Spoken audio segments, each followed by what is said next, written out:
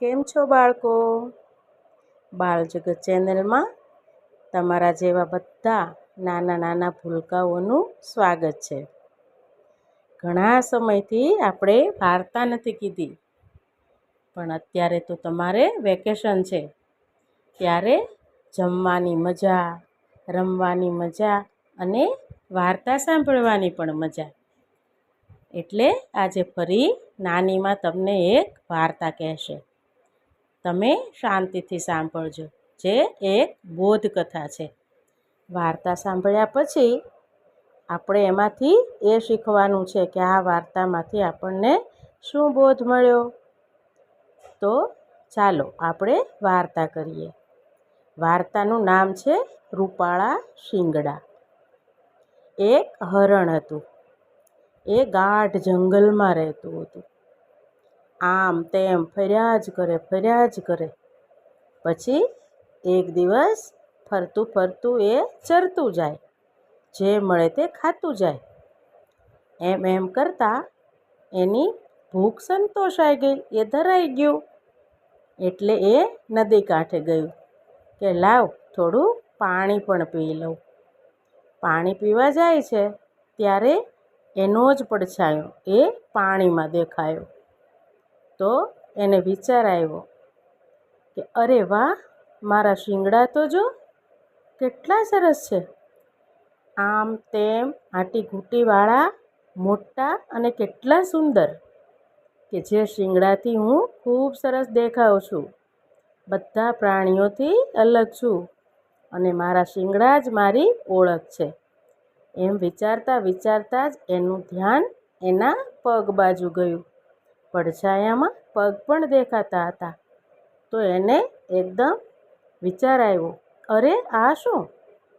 મારા શિંગડા આટલા સુંદર, જે મારો દેખાવ આટલો સુંદર કરે છે, અને મારા પગ તો જો પાતળા પાતળા અને સાવ નાના નાના. આવા પગ તો મારી શોભાને ઘટાડે છે. મારો દેખાવ સારો નથી આવતો. ભગવાને મને આવા પગ કેમ આપ્યા હશે? અરે મારા પગ તો મને જરાય ગમતા નથી. મારા શિંગડા આટલા સુંદર અને મારા પગ સાવ ખરાબ. આવું વિચારે છે. પછી ધીમે ધીમે પાણી પી અને એ પાછું વળે છે. હાલતા જાય છે ત્યાં 2-3 નાના નાના પ્રાણીઓ એને મળે છે. તમે રમવા જાઓ ત્યારે તમને તમારા અલગ અલગ મિત્ર મળે ને, એમ જ એ હાલું જતું હતું ત્યાં એને એના મિત્રો મળ્યા. નાનું સસલું, શિયાળ, હાથીના બચ્ચા, જે બધા એની સાથે વાત કરતા હતા.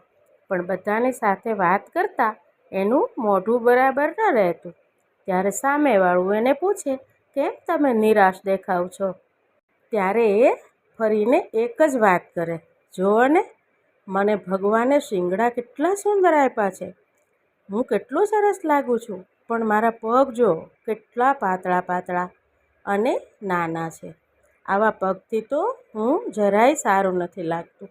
એટલે મને મારા પગ નથી ગમતા અને એ વિચાર મારા મનમાંથી જતો નથી. તો સામેવાળું પ્રાણી હોય એ એમ કે હા સાચી વાત હો, શિંગડા તો બહુ સુંદર, પણ પગ સાવ પાતળા. બસ એમ બધાને વળતું જાય હરણ અને વાત કરતું જાય. ઘણું આગળ ગયું તો શાંતિથી બેસી ગયું અને એક હાથીભાઈ આવ્યા. હાથીભાઈ એને પૂછ્યું, કેમ તમે અહીંયા બેઠા છો? તો એ સારી રીતે જવાબ નથી આપતું. હાથીભાઈએ પણ એને પૂછ્યું, હરણભાઈ કેમ ઉદાસ છો? ફરી પાછી એની એ જ વાત. બસ આ દિવસ આખો આમ જ હાલ્યું. પછી એ ઘરે ગયું, શાંતિથી સૂઈ ગયું. આમ કરતાં ઘણા દિવસો પસાર થઈ ગયા. પછી એક વખત ચોમાસું આવ્યું. ચોમાસું આવે એટલે ખૂબ વરસાદ પડે અને ધીમે ધીમે જંગલ લીલું થઈ જાય. ખૂબ ઝાડ ઉગે અને વનરાઈઓ પણ ઘેરાઈ જાય. એટલે આખું જંગલ ગાઢ બને. બધા પ્રાણીઓ એ ઝાડ નીચે ઊભા રહી અને વરસાદમાં પોતાનું રક્ષણ પણ કરી શકે એટલા સરસ ઝાડ બની જાય. આવા ગાઢ જંગલમાં હરણભાઈ તો હાલ્યા જાય છે.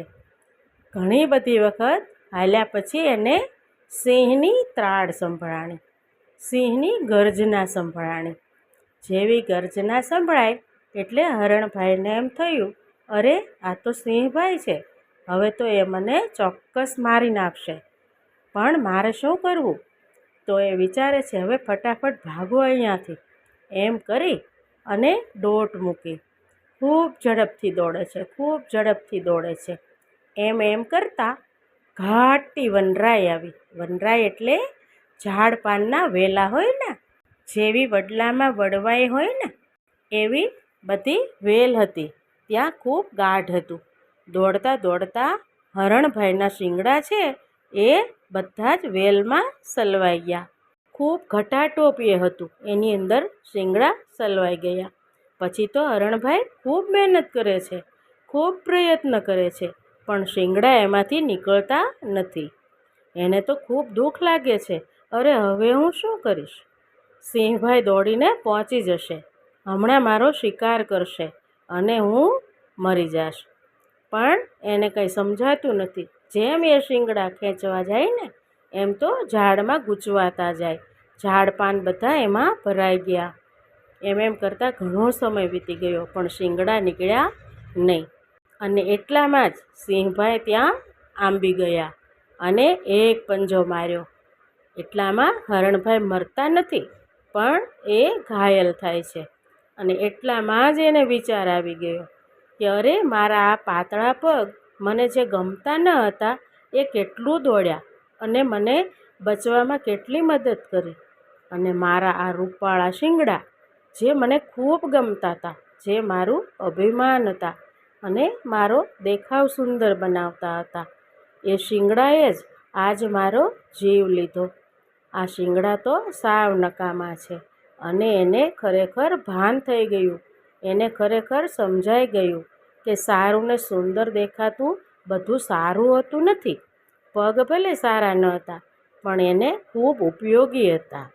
એટલે પગે એને બચાવતા હતા પણ શિંગડાએ એનો જીવ લીધો. સિંહભાઈએ હરણને મારી નાખ્યું. તો બાળકો, આ વાતમાં આપણે શું સમજવાનું? આ વાતમાં આપણે શું બોધ લેવાનો? કે હંમેશા સુંદર અને સારું દેખાતું બધું સુંદર હોતું નથી, અને જે ખરાબ દેખાતું હોય એ ખરાબ પણ હોતું નથી. અને જ્યારે આપણને ભગવાને આપ્યું હોય એ બધું સરસ જ હોય અને આપણા માટે બધું ઉપયોગી હોય. એટલે જ આપણને બધું ભગવાને યોગ્ય આપ્યું હોય. તો બાળકો, આના ઉપરથી આપણે પણ એ શીખ લેવાની કે આપણને ભગવાને આપેલું બધું જ આપણે ઉપયોગી છે. તો બાળકો, તમને આ નાની માની વાર્તા કેવી લાગી? જો સારી લાગી હોય ને તો આપણી આ બાલજગત ચેનલને લાઈક, શેર અને સબસ્ક્રાઈબ કરજો. અને ફરી પાછા નવી વાર્તા લઈ નાનીમાં તમને મળશે. અને હા, અત્યારે તો વેકેશન છે એટલે વાર્તાને શાંતિથી સાંભળવાની અને તમારા મિત્રોને પણ કહેવાનું કે બાલજગતમાં નાની માએ નવી નવી વાર્તા મૂકી છે. તો ચાલો આપણે બધા સાંભળીએ. તો લ્યો, બાળજગતના બાળકો, આવજો.